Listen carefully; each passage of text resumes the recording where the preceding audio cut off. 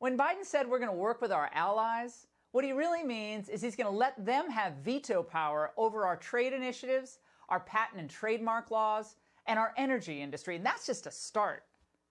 And what better time to do this than with the fear of COVID hanging over our heads? Bill Gates, the WHO, the World Economic Forum, Prince Charles, the IMF, big business, and big tech. They're all in big for the Great Reset. If it means you have to give up your individual rights for global health security, so be it. Remember, surveillance, tracking, it's all good for you. Eventually, what we'll have to have is certificates of who's a recovered person, who's a vaccinated person, because you don't want people moving around the world where you'll have some countries that won't have it under control. You don't want people moving around the world. But he says this is not about tracking. Again, this is just for health security. It's all for your own good. Calling them certificates or immunity passports, it kind of makes them all sound reassuring, like a security blanket. But they may be a lot closer to becoming reality than you think. In early October, the Daily Mail reported that London Heathrow Airport is testing, quote, digital health passes, which can hold a certified COVID-19 test status or show that someone has been vaccinated in the future. And in this brave new world, you may not be able to, let's say, do much of anything without proof of vaccination. Think about it. Do you love, for instance, watching live music? I do. Well, Ticketmaster has been working on a framework for post-pandemic fan safety that uses smartphones to verify fans' vaccination status or whether they've been tested negative for the coronavirus within a 24 to 72-hour window.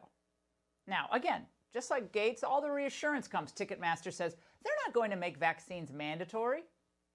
But then why do it at all? The New York State Bar Association is also considering a campaign to lobby to make COVID-19 vaccines mandatory. They'll decide on Saturday if they really want to push for this.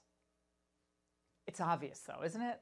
There's going to be growing pressure across all of corporate America to force proof of vaccination status for movement, for everything. Just like no mask, no entry, no vaccination, no entry. No job, no school, no travel, no nothing.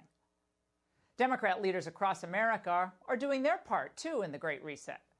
Another day and another COVID restriction from New York Governor Andrew Cuomo. Now, more than 10 people in your home at a time during the Thanksgiving lead-up, starting this Friday.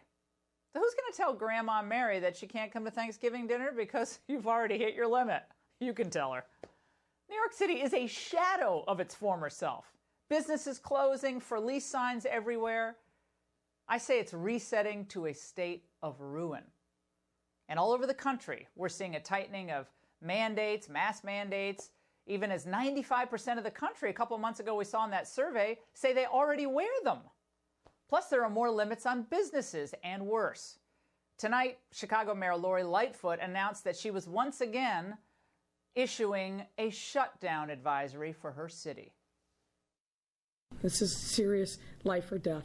We are sounding the alarm that we are at this inflection point where we have to step up even more than what we've already done. Now, what has she already done? Except preside over economic decay and rampant violent crime. Again, she wasn't worried about the virus spreading when they were ripping down Christopher Columbus statues. Again, though, think reset.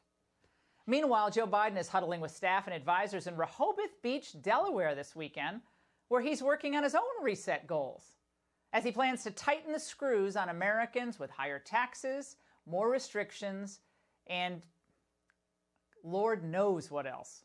He plans to open up the country, however, to mass influx of illegal aliens, refugees, guest and H-1B workers.